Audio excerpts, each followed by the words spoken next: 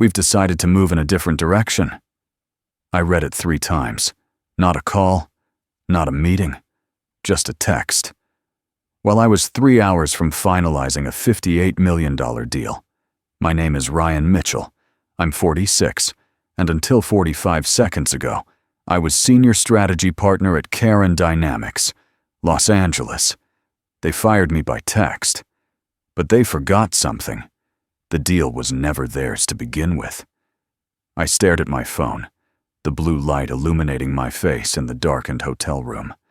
Outside my window, Tokyo's skyline glittered against the night, oblivious to the bomb that had just detonated in my professional life.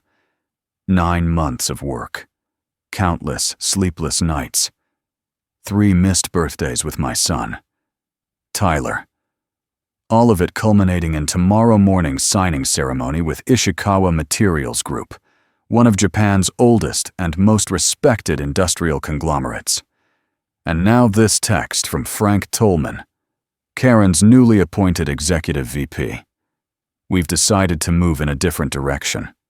Your position has been terminated, effective immediately. HR will contact you regarding separation details. I felt the familiar tightness in my chest, the same one I'd experienced during my divorce 4 years ago.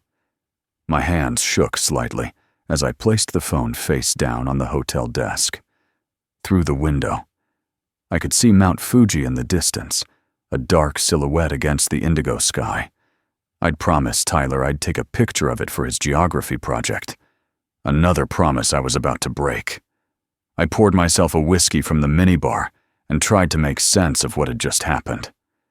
Frank Tolman had been gunning for me since his promotion 6 months ago. He'd never forgiven me for being passed over for the senior strategy partner role that eventually went to me. But to fire me now, on the eve of the biggest deal in Karen's history, it made no sense. Unless, of course, it made perfect sense. Unless Frank wanted to swoop in at the last minute and take credit for the deal himself. The thought hit me like a freight train.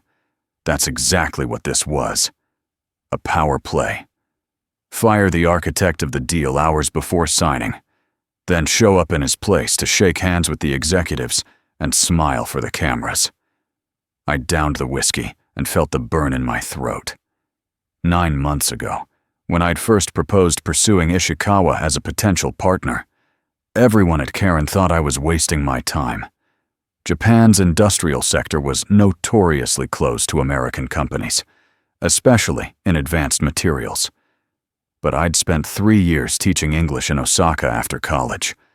I understood the culture, spoke decent Japanese, and most importantly, knew that relationships mattered more than initial profit margins. For 9 months, I'd worked 18-hour days. I'd flown between Los Angeles and Tokyo so often that the flight attendants on JAL knew my preferred meal and drink.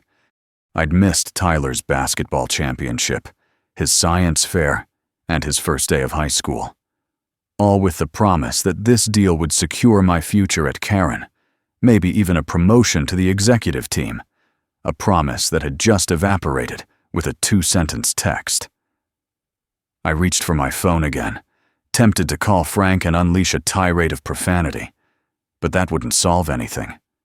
Instead, I pulled up my email and began scrolling through the contract drafts. There had to be something I was missing, some angle I hadn't considered. And then I saw it, a detail so small, so seemingly insignificant that neither Frank nor anyone else at Karen had probably noticed it. A detail that changed everything. The negotiating entity on the contract wasn't Karen Dynamics. It was Mitchell Strategic Labs, my own consulting firm that I'd established years ago, but had left dormant since joining Karen. I'd used it initially to open doors with Ishikawa, leveraging my personal connections rather than the Karen name, which meant nothing to them at the time. As the deal progressed, I'd intended to transfer everything to Karen's name, but in the whirlwind of negotiations, it had never happened. Legally, Karen was listed merely as the fulfillment partner, not the primary contractor. I felt a smile creep across my face for the first time since receiving the text. Frank had just made a catastrophic mistake. He'd fired the only person who could legally sign the deal tomorrow. I checked the time. 11:30 p.m. in Tokyo, which made it 7:30 a.m. in Los Angeles. Perfect. I needed to move quickly, before Frank realized his error. First, I needed to secure a new fulfillment partner to replace Karen. Then, I needed to speak with Daisuke Okamoto, Ishikawa's CEO, to explain the situation before tomorrow's signing ceremony. I pulled out my laptop and began drafting emails to 3 potential fulfillment partners back in the States. Companies that could handle Ishikawa's requirements and that I had connections with. By midnight, I'd sent all 3, marked urgent, requesting immediate responses. Next, I called Tanaka-san, Daisuke's executive assistant. I apologized profusely for the late hour, but explained that I had an urgent matter to discuss with Okamoto-san before tomorrow's meeting. Tanaka was understandably hesitant, but our rapport over the past 9 months earned me a promise that he would check if Okamoto-san was still awake. 10 minutes later, my phone rang. It was Daisuke himself. "Mitchell-san," he said, his voice tinged with concern. "Tanaka tells me you have an urgent matter. Is everything all right with the contract?" I took a deep breath. "Okamoto-san, I apologize for disturbing you at this hour. There has been an unexpected development that I felt you should know about immediately." I explained the situation as diplomatically as possible, that I was no longer with Karen Dynamics, but that the contract was actually with my company, Mitchell Strategic Labs. I assured him that everything could proceed as planned, with only a change in the fulfillment partner. There was a long pause on the line. I could almost hear Daisuke's mind working, weighing the implications. "Mitchell-san," he finally said, "over these 9 months, Ishikawa has developed a relationship with you, not with Karen Dynamics. Your understanding of our needs, your respect for our methods, these are why we agreed to this partnership. If what you say is true, and the contract is indeed with your company, then we have no issue proceeding as planned. But I must ask, can you fulfill all the obligations outlined in our agreement without Karen?" "I'm securing a new fulfillment partner as we speak," I replied. "I've worked with several companies that have the capabilities we need. By morning, I'll have confirmation." "Very well," Daisuke said. "I trust your judgment. Mitchell-san, but I suggest we meet privately before the scheduled signing ceremony to review any changes. Shall we say 7 a.m. at my office?" I agreed, thanked him for his understanding, and ended the call. As I placed the phone down, I noticed my hands were steady now. The panic had been replaced by a steely determination. Frank thought he'd crushed me, but he'd handed me the opportunity of a lifetime instead. At 2:17 a.m., my laptop pinged with an email response. It was from Mark Chen, CEO of Synertech Fulfillment Solutions in Austin, Texas. We'd worked together years ago, and I'd helped him secure funding for his startup. He was offering not just to step in as the fulfillment partner, but to expedite their usual onboarding process to ensure a seamless transition. By 6:30 a.m., showered and dressed in my best suit, I was on my way to Ishikawa headquarters with a revised contract, replacing Karen with Synertech. I'd slept less than 2 hours, but adrenaline kept me sharp. As the taxi wound through Tokyo's morning traffic, my phone buzzed with a call from a number I recognized all too well. Frank Tolman. I let it go to voicemail. A minute later, a text appeared. "Ryan, we need to talk. There's been a misunderstanding. Call me ASAP." I smiled and turned off my phone. Frank had obviously realized his mistake and was in panic mode. Too little. Too late. Daisuke received me in his office, a minimalist space with a stunning view of Tokyo Bay. He reviewed the revised contract carefully, asking pointed questions about Synertech's capabilities and timeline. I had all the answers ready, having spent the early morning hours preparing. "This seems in order. Mitchell-san," he said finally. "I am pleased we can proceed without delay." The signing ceremony went exactly as planned, just with one significant change in the participants. Instead of signing as a representative of Karen Dynamics, I signed as CEO of Mitchell Strategic Labs.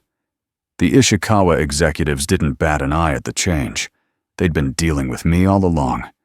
And to them, the company name on the contract was secondary to the relationship we'd built. As we posed for photographs, my phone, now turned back on, began vibrating incessantly in my pocket. Emails, texts, and voicemails, most likely from Frank and others at Karan. I ignored them all. After the ceremony, Daisuke invited me to a celebratory lunch. As we dined on expertly prepared sushi, he asked the question I'd been waiting for. "Your former company, they did not realize the contract was with your firm?" I smiled slightly. "It appears they did not read the fine print. Okamoto-san." Daisuke's eyes twinkled with amusement. "In Japan, we have a saying, 'The hawk with patience catches the prey.' You have shown great patience, Mitchell-san, and now you have caught something significant." Indeed, I had. A $58 million contract that would transform Mitchell Strategic Labs from a dormant shell into a serious player in international business consulting. And all because Frank Tolman couldn't control his ego long enough to check the contract details. By the time I returned to my hotel, the situation had escalated dramatically. 7 missed calls from Frank, 4 from Karen's CEO, Victor Mercer, 3 from their legal counsel, and 1 from an unknown number that turned out to be Karen's chairman of the board. I decided to call Victor first. He'd always been fair with me, and I respected him despite the current circumstances. "Ryan," he answered immediately. "What the hell is going on? Ishikawa just informed us that the deal has been signed with Mitchell Strategic Labs. Frank is having a meltdown." "I imagine he is," I replied calmly. Perhaps he should have read the contract before firing me by text message last night. Victor was silent for a moment. "He did what?" I forwarded him the text while we were on the phone. I heard him sigh heavily. "Ryan, this is a disaster. Frank had no authority to terminate you, especially not like this. The board is furious. We need to fix this immediately. Whatever Frank did, I'm sure we can work something out. The company needs this deal." "The deal is done, Victor. Ishikawa has signed with Mitchell Strategic Labs, and we've partnered with Synertech for fulfillment. Karen is out." "Ryan, be reasonable. That's a $58 million deal. Karen will sue you for every penny." "On what grounds? Victor? The contract was always with Mitchell Strategic Labs. Check the negotiation documents from 9 months ago. I used my firm to get a foot in the door, because Ishikawa had no interest in Karen at the time. The plan was to transfer it over. But no one ever asked me to. And frankly, with how things were going with Frank, I decided to keep it as insurance. Turns out that was a good call." Another long silence. I could almost hear the gears turning in Victor's head. "What do you want, Ryan? There must be something we can offer to bring this back to Karen." "Nothing. Victor, it's done. Mitchell Strategic Labs will be handling this relationship moving forward. I suggest you deal with the Frank situation before he costs you more business." I ended the call feeling a mix of satisfaction and regret. I'd respected Victor, and part of me felt bad for him. But business was business, and Karen, or more specifically, Frank, had made a fatal error. Over the next 3 days, the legal threats poured in. Karen's attorneys sent cease and desist letters and threatened lawsuits for everything from breach of contract to misappropriation of trade secrets. I forwarded them all to the law firm I'd retained with my first call after speaking with Daisuke. My attorney's response was simple. All negotiation documents clearly showed Mitchell Strategic Labs as the contracting entity. All communications with Ishikawa had been conducted through my company email, not my Karen address. And most damning of all, Karen had terminated my employment before any contract violation could have occurred, weakening any claim they might have had. On the fourth day, things took an unexpected turn. I received a call from Eleanor Fitzgerald, Karen's chairman of the board. "Mr. Mitchell," she began, her voice crisp and businesslike. "I've reviewed this situation thoroughly, and it appears Karen has made a series of unfortunate errors. Frank Tolman has been relieved of his duties, effective immediately." "I'm sorry to hear that," I lied. "No, you're not," she said, with a hint of amusement in her voice. "And frankly, neither am I. His handling of this situation was inexcusable, which brings me to the purpose of my call. The board would like to offer you a position as Executive Vice President of Global Strategy, reporting directly to me, with a substantial increase in compensation and equity." I had to admire her audacity. "That's a generous offer, Ms. Fitzgerald, but I'm afraid I must decline. Mitchell Strategic Labs is now my primary focus." "I suspected you might say that. In that case, I'd like to propose a strategic partnership between Karen and Mitchell Strategic Labs. We have the infrastructure and resources you'll need for future deals of this magnitude."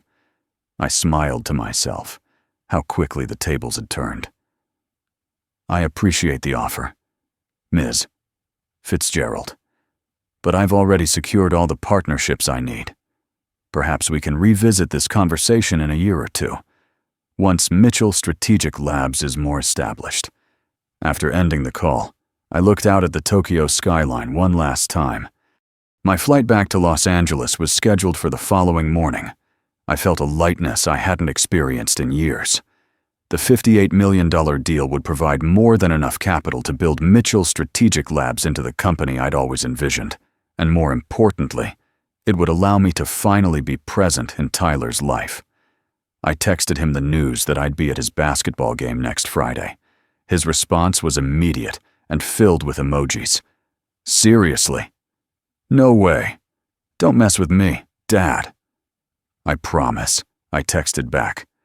"Nothing will keep me away this time."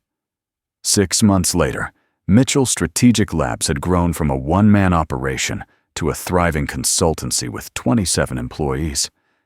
We'd secured office space in downtown Los Angeles, with a view almost as impressive as Daisuke's in Tokyo. The Ishikawa deal had exceeded expectations, generating $73 million in its first 6 months, significantly more than the projected $58 million for the entire first year. More importantly, I'd kept my promise to Tyler. I hadn't missed a single basketball game. I was home for dinner most nights. I'd even chaperone his school field trip to the California Science Center, enduring the knowing looks from the mothers who'd been handling these duties while I was absent. Frank Tolman had disappeared from the corporate landscape, his reputation in tatters after the Ishikawa fiasco. Victor Mercer had stepped down as CEO of Karen, replaced by an outsider, brought in to revitalize the company's strategic direction, corporate speak for cleaning up the mess Frank had created. I was in my office, reviewing a proposal for expanding Ishikawa's partnership into new markets, when my assistant, Jessica, buzzed me. "Ryan, there's a Marcus Schaefer on the line from Helvetica Precision in Switzerland. He says it's regarding a potential partnership opportunity. Should I take a message?" Helvetica Precision was the holy grail of European industrial partners, even more exclusive than Ishikawa had been. I'd never even considered approaching them. "I'll take it," I said, straightening my tie reflexively despite being on a phone call. "Mr. Mitchell," came a crisp, accented voice. "My name is Marcus Schaefer. Chief Innovation Officer at Helvetica Precision. Your work with Ishikawa Materials has caught our attention. We're exploring potential American partners for a new initiative in advanced materials. The project value is approximately $150 million over 5 years. Would this be of interest to Mitchell Strategic Labs? I looked down at my phone, where a text notification had just appeared. It was from Tyler. Scored 22 points today. Dad, Coach says I might start next game. I smiled, thinking about how different things were now compared to a year ago. How a single text message had derailed my career and then, unexpectedly, set me on a better path. Mr. Schaefer, I replied. That would be of great interest to us. When would you like to begin discussions? As I scheduled a video conference with Marcus for the following week, I couldn't help but reflect on the strange twists of fate that had brought me here. Frank's vindictive text message, intended to destroy me, had instead liberated me, had given me both professional success beyond what I'd achieved at Karen and the personal freedom to be the father Tyler deserved. I texted Tyler back. That's amazing. I'll be there for the next game, front row. So proud of you. Some texts ruin your life, others rewrite it. The morning sun streamed through the windows of my downtown Los Angeles office as I reviewed the latest projections for the Ishikawa partnership. The numbers were even better than I'd anticipated. A 27% increase in revenue over the initial estimates. The gamble I'd taken 6 months ago was paying off in ways I couldn't have imagined. My phone buzzed with a text from Jessica. Daisuke Okamoto on the line. Says it's important. I picked up immediately. Okamoto-san, good evening. How are you? Mitchell-san. Daisuke's voice was warm. I am well. I hope I am not disturbing you. Not at all. It's always a pleasure to hear from you. I am calling with news that I believe will interest you greatly. Our board has approved the expansion into the Korean and Chinese markets we discussed. They were most impressed with the results of our partnership thus far. I leaned back in my chair, a smile spreading across my face. This expansion would potentially double the value of our contract. That's excellent news, Okamoto-san. I'm honored by your continued trust in Mitchell Strategic Labs. Trust is earned. Mitchell-san, you have proven your worth many times over. There was a pause. There is one other matter. I had an interesting lunch yesterday with Marcus Schaefer from Helvetica Precision. I stiffened slightly. Oh? Yes. He mentioned that they are considering a partnership with your firm. I took the liberty of, how do Americans say it? Putting in a good word. I exhaled slowly. Having Daisuke's endorsement with Helvetica was worth its weight in gold. I'm deeply grateful. Okamoto-san. No need for gratitude between partners. Mitchell-san, I look forward to seeing you next month in Tokyo to discuss the expansion details. After ending the call, I walked to the window and looked out at the Los Angeles skyline. 6 months ago, I'd been staring at a similar view in Tokyo, reeling from Frank's text message. Now I was standing in my own office, running my own company, with 2 of the most prestigious industrial partners in the world. The intercom buzzed again.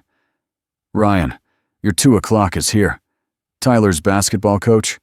Send him in, please. Coach Williams entered, looking slightly out of place in the sleek corporate environment. We shook hands, and I gestured for him to take a seat. Thanks for meeting with me, Mr. Mitchell. I know you're busy. Not too busy for this. And please, call me Ryan. Coach Williams nodded. Ryan. Then, as I mentioned on the phone, we've been invited to a tournament in San Diego next month. It's a great opportunity for the boys. But our school budget won't cover all the costs. I'm approaching parents about sponsorship possibilities. Say no more, I replied. Mitchell Strategic Labs will cover the entire team's expenses. Hotel, transportation, meals, whatever you need. Coach Williams's eyes widened. That's incredibly generous. Tyler mentioned you might be interested, but I wasn't expecting. Tyler is flourishing under your guidance.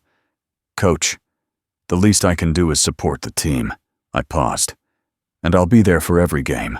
I've already blocked the dates on my calendar. After Coach Williams left, I checked my watch. 3:15 p.m. Just enough time to make it to Tyler's practice if I left now. I grabbed my jacket and briefcase. Jessica, I'm heading out for the day. I'll be working from home tomorrow morning, then coming in after lunch for the Helvetica call. Got it. Boss. She handed me a folder. Here's the information on Synertech's new production facility in Texas. Mark Chen called earlier. They've expanded capacity specifically for the Ishikawa contract. Said to tell you, thanks for the opportunity. I smiled, thinking of Mark's immediate response that night in Tokyo. How his willingness to step in had been crucial to pulling off my plan. Tell him I said the pleasure is all mine. The drive to Tyler's school took 30 minutes in LA traffic. As I pulled into the parking lot, I spotted him on the outdoor court, practicing three-pointers with a couple of teammates. I watched for a moment before getting out of the car, struck by how much taller he seemed than just 6 months ago. Time was moving quickly, and for the first time in years, I wasn't missing it. Tyler noticed me and waved, then said something to his friends and jogged over. Dad, what are you doing here? Practice doesn't end for another hour. Thought I'd come watch. Maybe take you for pizza after. I nodded toward his friends. They can come too if they want. Tyler's face lit up. Seriously? That would be awesome. He lowered his voice. Did Coach Williams talk to you about San Diego? He did. And Mitchell Strategic Labs is proud to be the team's official sponsor for the tournament. No way! Tyler looked like he might explode with excitement. The guys are going to freak out. This is so cool. He hesitated, then added, Thanks. Dad, this means a lot. Go finish practice. I'll be right here. As Tyler jogged back to his teammates, my phone buzzed with an email notification. It was from Victor Mercer, now working as a consultant after his departure from Karen. The subject line read, Opportunity to discuss. I almost deleted it without reading, but curiosity got the better of me. The email was brief.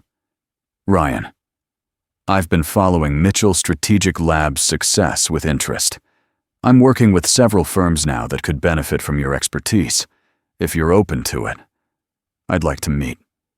No hard feelings about how things ended at Karen. In fact, I owe you a thank you. Victor. I looked up from my phone to see Tyler sinking a perfect three-pointer, his form much improved from when I'd first started attending his games. His teammates cheered, and he looked over at me with a grin. I typed a quick reply to Victor. Coffee next week could work. We'll have Jessica send some times. As I put my phone away, I reflected on how differently this scenario would have played out if I were still at Karen. I'd have missed Tyler's practice for a meeting.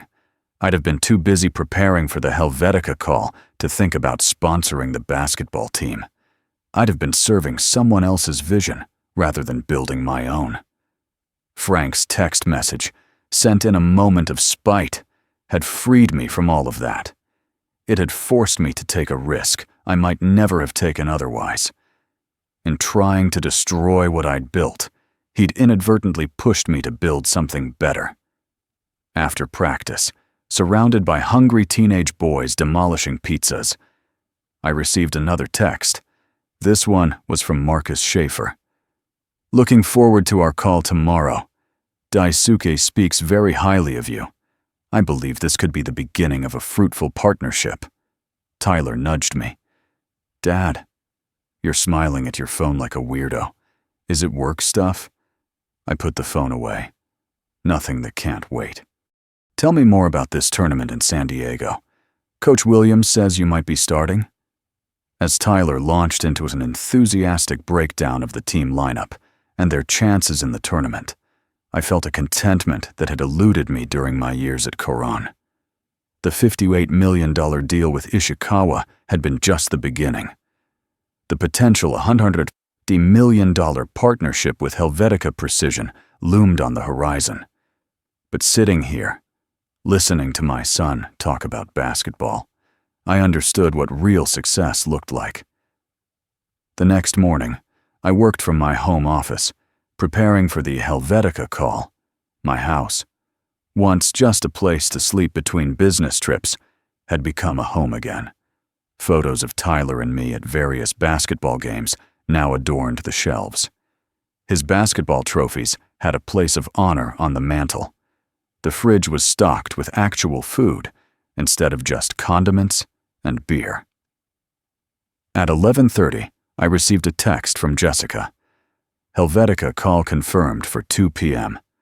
Conference room A is set up and ready. I texted back, "Thanks. I'll be in around 1. As I was gathering my materials, the doorbell rang. I wasn't expecting anyone, so I approached cautiously and checked the security camera.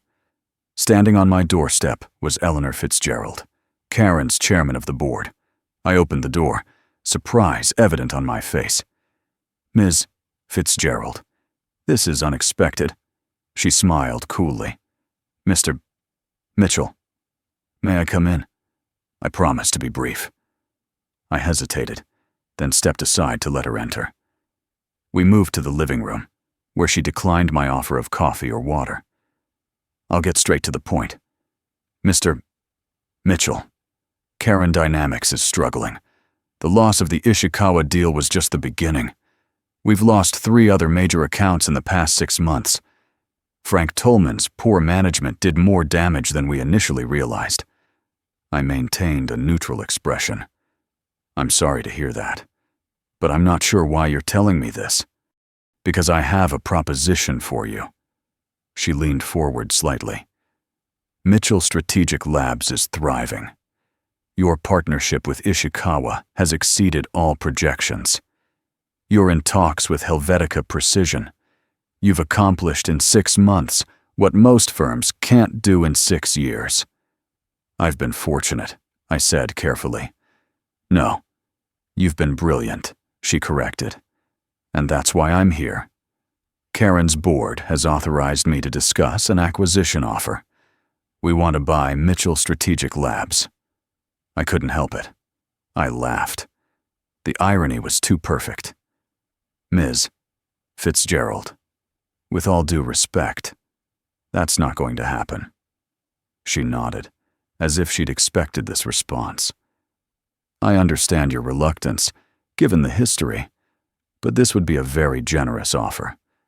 Well above market value. You would retain control of your client relationships and have a seat on Karen's board. We could both benefit enormously." I studied her for a moment. Eleanor Fitzgerald was known for her strategic acumen. She wouldn't be here if she didn't believe this was the only way to save Karen. "Ms. Fitzgerald, I appreciate the offer, but Mitchell Strategic Labs is not for sale. Not to Karen, not to anyone. What Frank Tolman did was a blessing in disguise. For the first time in my career, I'm building something that's truly mine, something I can be proud of, and equally important. I have time for my son now. No amount of money can buy that back." She sighed and stood up. "I expected as much, but I had to try. If you change your mind—" "I won't," I said firmly, walking her to the door. "But I wish you luck with Karen's recovery." At the door, she turned back.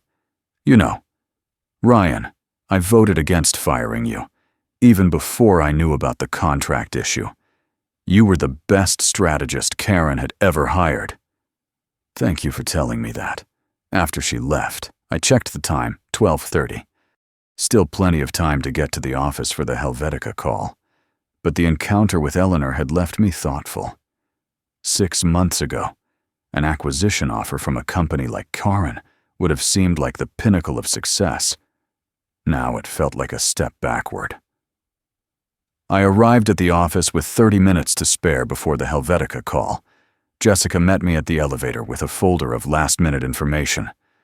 "The conference room is ready," she reported. "Mark Chen from Synertech will be joining remotely to discuss fulfillment capabilities if needed." And this just came in.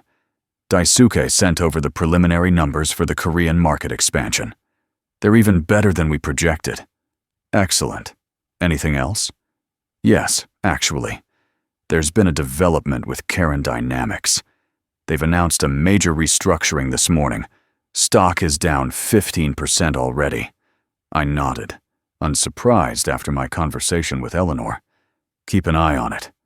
And Jessica, if Eleanor Fitzgerald calls again, please let me know.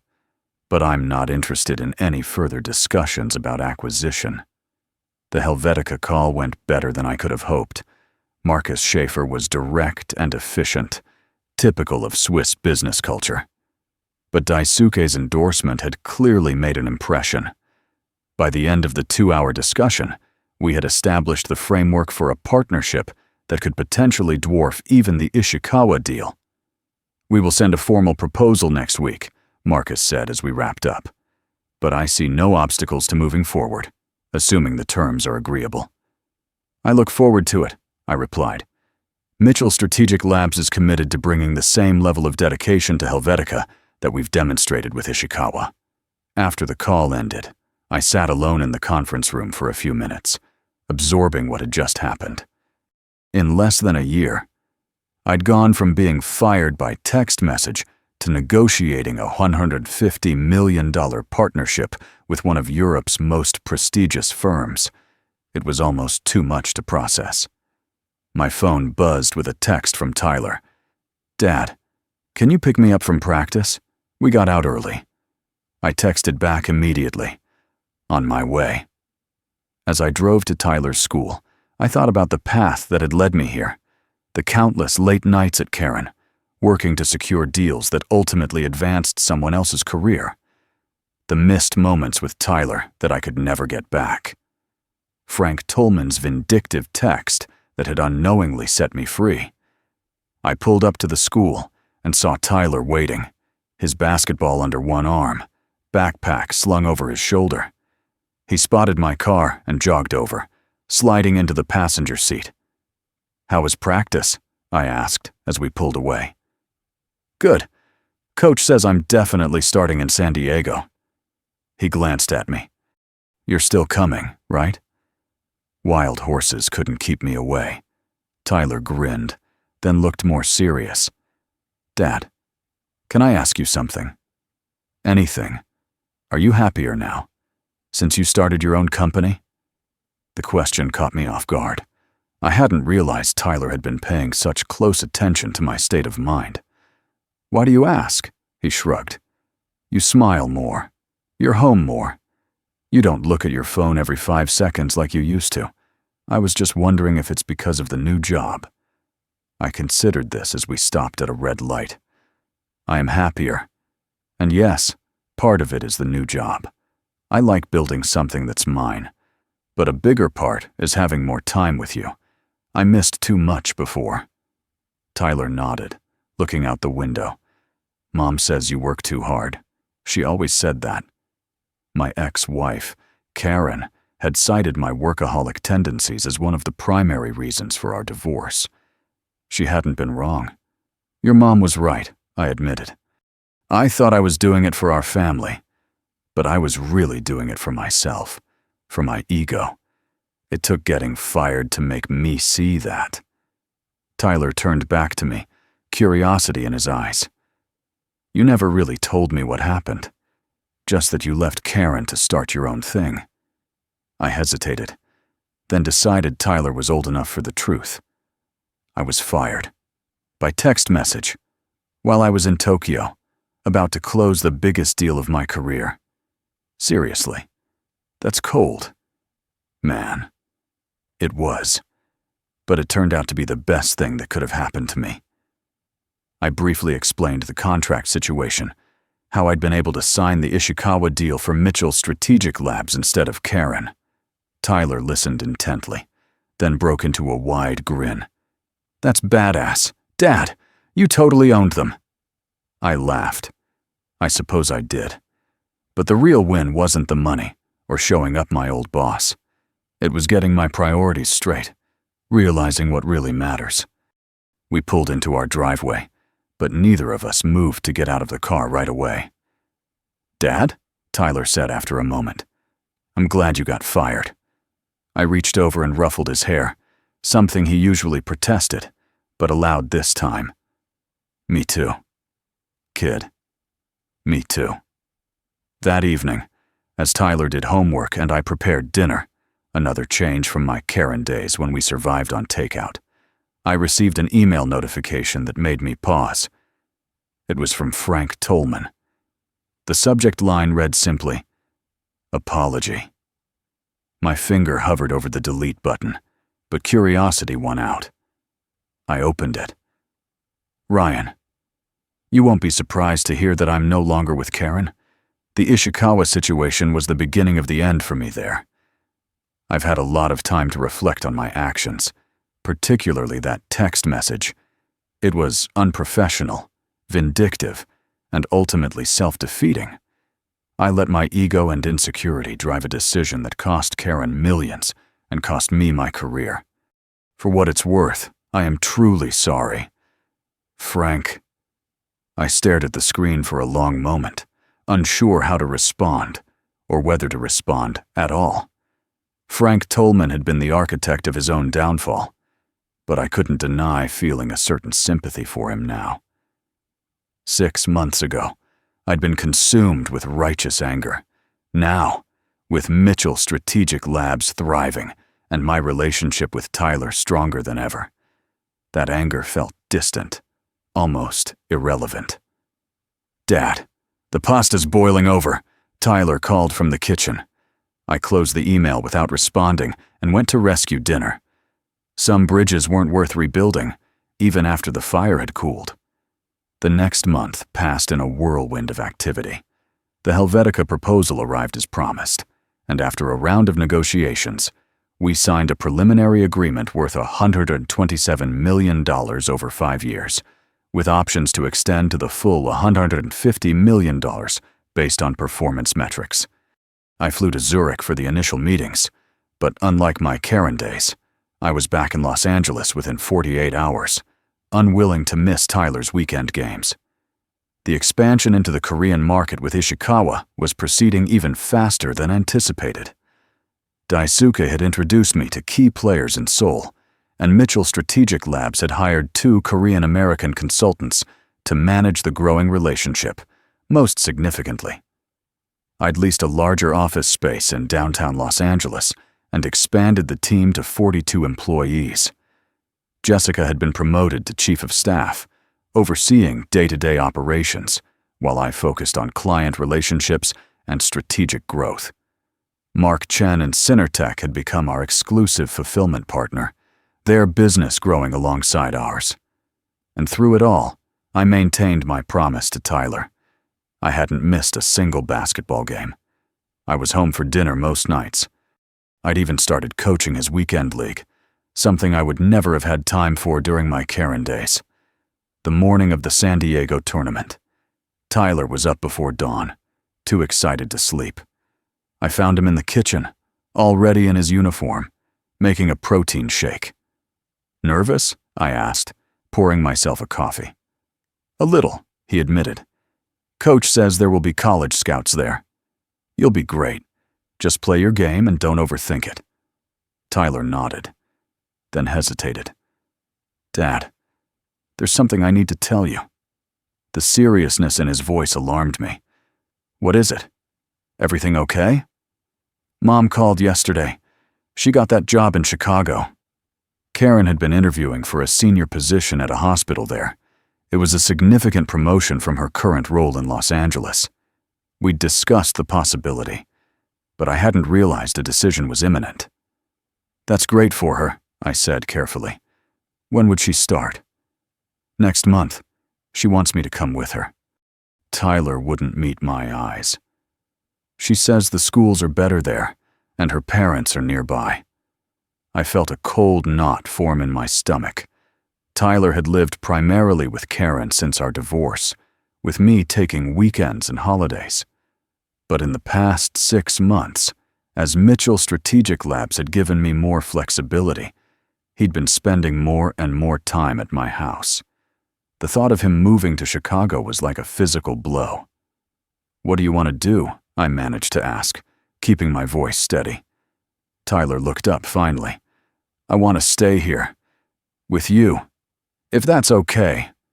The relief was so intense I had to sit down. "Of course it's okay. It's more than okay. But have you told your mom?" He nodded. "Last night. She wasn't happy. Said you'd be too busy with your new company to really be there for me. I told her that wasn't true. That you've changed." "I have changed," I said firmly. "And nothing is more important to me than being your dad. Not Mitchell Strategic Labs, not Ishikawa, not anything." Tyler smiled, the tension leaving his shoulders. "That's what I told her. I said you hadn't missed a game in 6 months. I reached out and squeezed his shoulder. And I never will again." We drove to San Diego in comfortable silence. Tyler focused on the tournament ahead, me processing the conversation. Karen and I would need to have a serious discussion about custody arrangements, but that could wait. Today was about Tyler and his team. The tournament was being held at a large sports complex near the coast. As the team's sponsor, Mitchell Strategic Labs had arranged for a comfortable bus for the players and coaches, professional quality uniforms, and a catered lunch between games. I'd taken care of all the details personally, wanting everything to be perfect for Tyler and his teammates. As the boys warmed up for their first game, I received a text from Jessica. "Check your email when you get a chance. Chinese market research report just came in. Looks promising." I sent a quick acknowledgement but didn't open my email. For the next 2 days, Mitchell Strategic Labs could wait. This was Tyler's time. The first game was against a team from Northern California.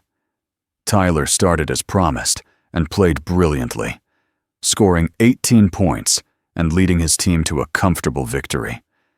As he came off the court, sweaty and grinning, I felt a surge of pride that no business deal could ever match. Between games, as the boys rested and refueled, I noticed a familiar figure approaching from across the complex. Victor Mercer, my former CEO at Karen Dynamics, was walking toward me with purpose. "Ryan," he said, extending his hand. "I thought that might be you. My nephew plays for St. Francis." He nodded toward the team preparing on the adjacent court. I shook his hand, surprised but not displeased to see him. "Victor, good to see you. How have you been?" "Can't complain. The consulting life suits me better than I expected." He glanced over at Tyler's team, resplendent in their Mitchell Strategic Labs sponsored uniforms. "Looks like you're doing well for yourself." "I can't complain either," Victor nodded, a hint of regret crossing his face. "I heard about Eleanor's offer. Can't say I blame you for turning it down." "It wasn't personal," I assured him. "Mitchell Strategic Labs is just getting started. I'm not interested in selling to anyone." "Smart move, especially now that Karen's in such trouble." He lowered his voice. "Between us, they're exploring bankruptcy options. The Ishikawa loss was just the beginning. Frank's mismanagement ran deeper than anyone realized." I felt a twinge of sympathy for the company where I'd spent 5 years of my career. There were good people at Karen, people who didn't deserve to lose their livelihoods because of Frank Tolman's ego. "I'm sorry to hear that," I said sincerely. Victor shrugged. "Business is business. You taught me that." He glanced at his watch. "I should get back. My nephew's game is about to start. Good seeing you, Ryan, and congratulations on all your success. You earned it." As he walked away, I reflected on how differently things might have turned out if Frank hadn't sent that text. I might still be at Karen, working long hours, missing Tyler's games, serving someone else's vision. Instead, I was here, watching my son play basketball, running my own thriving company. Sometimes the worst moments in life led to the best outcomes. Tyler's team won all 3 games that day, advancing to the semifinals the following morning. As we drove to our hotel, Tyler was animated, recounting every play, every shot, every defensive stop. I listened, content just to hear his excitement, to be present for this moment in his life. "Dad," he said suddenly, as we pulled into the hotel parking lot. "Thanks for being here. For all of it. The sponsorship, the uniforms, everything. You don't need to thank me for that. No, I mean it." He turned to face me. "Mom always said you cared more about work than anything else. But these past 6 months, it's been different. It's been good." I felt a lump form in my throat. It has been good, and it's going to stay that way. I promise. That night, after Tyler had gone to bed, exhausted from the day's games, I sat on the balcony of our hotel room and finally checked my email. The Chinese market research report was indeed promising, suggesting potential partnerships that could rival both Ishikawa and Helvetica in scale. Mitchell Strategic Labs was on track to become a major player in international business consulting, far exceeding what I could have achieved at Karen. But as I looked through the glass doors at my sleeping son, I knew that success wasn't measured in dollars or deals. It was measured in moments like these, being present, being available, being a father first and a businessman second. My phone buzzed with a text from Daisuke. "Mitchell-san, the initial meetings in Seoul were very positive. They are eager to proceed. Also, our board has approved exploration of the Chinese market. As discussed, your vision continues to impress." I texted back, "Excellent news, Okamoto-san. I'll review the research report and call you next week to discuss next steps." As I was about to put my phone away, another message came through. This one was from Karen. "Tyler told me he wants to stay with you in LA. We need to talk about this. Call me when you can." I sighed, knowing this wouldn't be an easy conversation. Karen had primary custody in our divorce agreement, largely because my work schedule at Karen had made it impossible for me to be a full-time parent. But circumstances had changed dramatically. Mitchell Strategic Labs gave me the flexibility that Karen never had, and Tyler had made his preference clear. I sent a brief reply. "In San Diego for Tyler's basketball tournament. We'll call Sunday when we're back." The next morning, Tyler's team won their semi-final game in a nail-biter, advancing to the finals against a powerhouse team from San Diego. As the boys celebrated, I noticed several men with clipboards watching from the sidelines, the college scouts Tyler had mentioned. "Nervous?" I asked Tyler as we walked to get lunch before the final game. "A little," he admitted. "That team we're playing in the finals is really good. And those scouts." "Focus on the game," I advised. "Play your best. Leave it all on the court. The rest will take care of itself." He nodded, then asked hesitantly, "Did Mom text you?" "She did. We'll talk when we get back to LA. But don't worry about that now. Today is about basketball." The final game was intense from the opening tip-off. The San Diego team was bigger, faster, and more experienced. But Tyler's team played with heart and determination. Tyler himself was playing the game of his life, scoring, assisting, defending, leaving everything on the court as I'd advised. With 10 seconds left, they were down by 1 point. The coach called a timeout and drew up a play. I watched from the edge of my seat as Tyler took the inbound pass, dribbled to the top of the key, and with 3 seconds left, launched a three-pointer that seemed to hang in the air forever. The ball swished through the net as the buzzer sounded. Game over. Tyler's team had won. The celebration was chaotic, players jumping, parents cheering, coaches embracing. I made my way through the crowd to find Tyler, who was being mobbed by his teammates. When he saw me, he broke away and ran over, still breathless from the game. "Dad, did you see that? Did you see that shot?" I pulled him into a hug, not caring who was watching. "I saw it. It was perfect. You were perfect." Over Tyler's shoulder, I noticed one of the scouts approaching. He waited politely for our moment to end, then introduced himself. "Mr. Mitchell? I'm Coach Rivera from UCLA. That was quite a performance by your son." Tyler's eyes widened at the mention of UCLA, his dream school. "Tyler has worked very hard," I said, placing a hand on my son's shoulder. "It shows. We'd love to have him visit campus next year. He's only a sophomore, so it's early. But we like to build relationships with talented players." Coach Rivera handed Tyler a card. "Have your dad call me. We should talk." After he walked away, Tyler stared at the card in his hand. "UCLA. Dad, can you believe it? UCLA." I squeezed his shoulder. "I can believe it. You earned this. Tyler. All of it." On the drive back to Los Angeles the next day, Tyler was quieter, the excitement of the tournament victory giving way to thoughts about the upcoming conversation with Karen. I tried to reassure him. "Whatever happens with your mom, we'll figure it out. The important thing is what you want." "I want to stay with you," he said firmly. "I already told her that. I like how things are now." "Then that's what we'll work toward, I promise." When we arrived home, I called Karen as promised. The conversation was difficult, as expected. She was hurt by Tyler's decision, seeing it as a rejection. I tried to be understanding while standing firm on supporting what Tyler wanted. He's old enough to have a say in this. Karen. And it's not about choosing one of us over the other. It's about what works best for him right now. "And you think living with you full-time works best?" Her voice was tight with anger.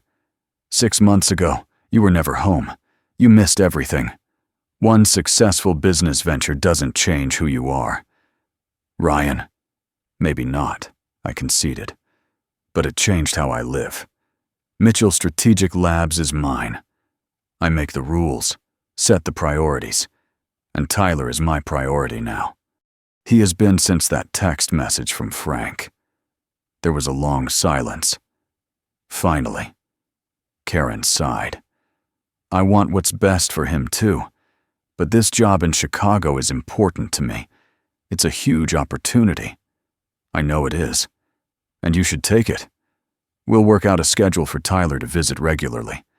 But his home, his school, his basketball team, they're all here in LA." "Let me think about it," she said finally.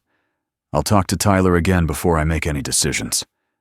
After we hung up, I found Tyler in his room, pretending to do homework but clearly waiting for news. "So?" he asked anxiously. "She's thinking about it. She'll talk to you again before deciding anything." Tyler nodded, relief evident on his face. "Thanks, Dad." "No need to thank me. This is how it should have been all along." The following week was a whirlwind of activity. Mitchell Strategic Labs signed the formal agreement with Helvetica Precision, officially launching the $127 million partnership. The Korean market expansion with Ishikawa began in earnest, with projections exceeding our initial estimates, and most significantly, we opened preliminary discussions with 2 major Chinese industrial firms, potentially setting the stage for Mitchell Strategic Labs' entry into the world's largest manufacturing market. Through it all, I maintained my promise to Tyler. I worked from home when he was there after school. I attended every basketball practice and game. I was present in a way I'd never been during my Karen years. Karen called on Wednesday evening. She'd accepted the position in Chicago, but had agreed that Tyler could stay with me in Los Angeles. We'd work out the details with our lawyers, but the basic arrangement was set. Tyler would live with me during the school year and spend summers and holidays with Karen in Chicago. When I told Tyler the news, his relief was palpable. So I can stay at my school? Keep playing basketball? Yes to both, I assured him. Nothing changes except you'll be seeing a lot more of me and a little less of your mom. But you'll visit her in Chicago often. I promise. That Friday, as Tyler and I were having dinner, my phone buzzed with a call from an unknown number. Normally, I would have ignored it, but something prompted me to answer. Ryan Mitchell speaking. Mr. Mitchell, this is Wei Liu from Guangzhou Advanced Materials. I believe your firm has expressed interest in potential partnerships in the Chinese market. I sat up straighter. Guangzhou Advanced Materials was one of the largest industrial conglomerates in China, a potential partner even more significant than Ishikawa or Helvetica. Yes, Mr. Liu. Mitchell Strategic Labs is very interested in exploring opportunities in China. Excellent. I will be in Los Angeles next week. Perhaps we could meet? I would be delighted. I glanced at Tyler, who was watching me curiously. Would Wednesday afternoon work for you? Say, 2 p.m. at our offices? That would be perfect. I look forward to meeting you. Mr. Mitchell, your reputation, especially regarding the Ishikawa partnership, precedes you. After ending the call, I explained to Tyler who Wei Liu was and what this meeting could mean for Mitchell Strategic Labs. Is this a big deal? Tyler asked. Potentially even bigger than Ishikawa or Helvetica. China is the largest manufacturing market in the world. If we can establish a foothold there. That's awesome, Dad. He hesitated, then asked, Does this mean you'll be traveling to China a lot? I understood his concern immediately. If this partnership happens, yes, there will be some travel, but nothing like before. I'll structure it so I'm not gone for more than a few days at a time, and never during your basketball season. Tyler smiled, satisfied with my answer. Good, because Coach Rivera from UCLA called today. He wants us to visit the campus next month. That's definitely happening, I assured him. Nothing is more important. The meeting with Wei Liu the following Wednesday exceeded all expectations.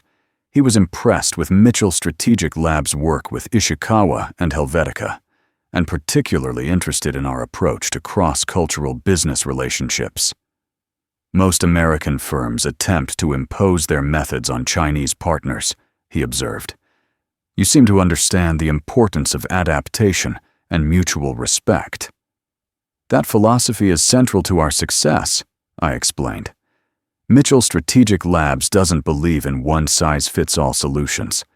We tailor our approach to each cultural context. By the end of the 3-hour meeting, Wei Liu had proposed a preliminary framework for collaboration that would dwarf both the Ishikawa and Helvetica partnerships combined. The potential value over 5 years was estimated at $220 million, with opportunities for expansion beyond that. I will need to consult with my board. Of course, Wei Liu said as we concluded, but I am very optimistic about this potential partnership. After he left, I sat alone in my office, contemplating how far Mitchell Strategic Labs had come in just 9 months, from a dormant shell company to a serious player in international business consulting, with partnerships spanning Japan, Europe, Korea, and potentially China. All because Frank Tolman had sent that vindictive text message. My phone buzzed with a text from Tyler. How'd the meeting go? I smiled and texted back, Great.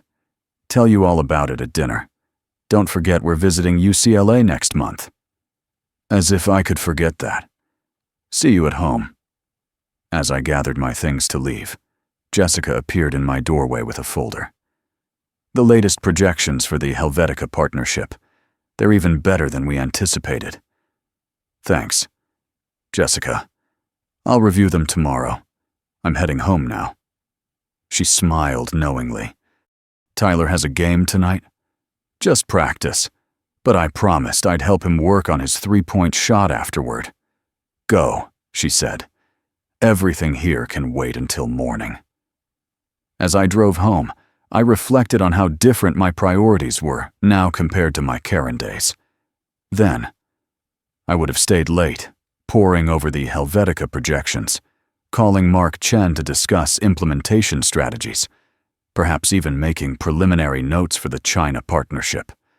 The work would have consumed me, leaving no room for anything or anyone else. Now, I understood that success meant nothing if you had no one to share it with.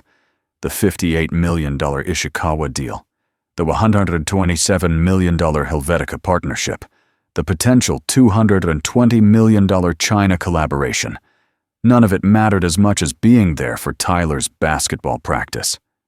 When I arrived home, Tyler was already in his practice gear, basketball in hand. "Ready to work on those three-pointers?" he asked eagerly. "Absolutely," I replied, hanging up my suit jacket and loosening my tie. "Let me change quickly." As we drove to the school gym, Tyler filled me in on his day, a biology test he'd aced, a girl he might ask to the upcoming dance, Coach Williams's new offensive strategy for the next game. I listened attentively, asking questions, offering advice when appropriate. This was the life I'd been missing during my years at Karen, the everyday moments, the small victories and challenges that made up Tyler's world. Frank Tolman, in his attempt to destroy me professionally, had inadvertently given me the greatest gift possible, the chance to be the father Tyler deserved. At the gym, as we worked on Tyler's shooting form, my phone buzzed in my pocket. I ignored it. Whatever it was, it could wait. This moment, helping my son perfect his jump shot under the fluorescent lights of an empty high school gym, was more valuable than any business deal. Later that night, after Tyler had gone to bed, I finally checked my phone. There were several messages, but one in particular caught my attention. It was from Daisuke Okamoto. "Mitchell-san, I have heard about your discussions with Guangzhou Advanced Materials. Wei Liu called me for a reference. I believe I may have helped secure your position. In Japan, we say, one good turn deserves another. Your honesty and integrity with Ishikawa have been rewarded." I smiled, thinking of that night in Tokyo 9 months ago, when I'd called Daisuke to explain the situation with Karan, how he'd trusted me then, when he had every reason to walk away from the deal. That trust had been the foundation upon which Mitchell Strategic Labs was built. I typed a response. "Your friendship and partnership have been invaluable. Okamoto-san, I am deeply grateful." As I was about to put my phone away, one more message came through. This one was from Frank Tolman. "Heard about the potential China deal. You've built something remarkable. Ryan, I was wrong about you. Wrong about everything. Congratulations." I stared at the message for a long moment, unsure how to respond. The anger I'd once felt toward Frank had faded, replaced by something approaching pity. His vindictiveness had cost him everything: his job, his reputation, his future in corporate America. Meanwhile, it had given me everything I'd ever wanted: professional success on my own terms, and the time to be the father Tyler needed. I finally typed a simple reply: "Thank you. Frank, some texts ruin your life. Others rewrite it." The next morning, as Tyler and I ate breakfast before school, he asked unexpectedly, "Dad, are you glad things turned out this way? With your company and everything?" I considered the question carefully. "Very glad. These past 9 months have been the best of my life, both professionally and personally." "Even though you got fired? By text?" I smiled, especially because I got fired by text.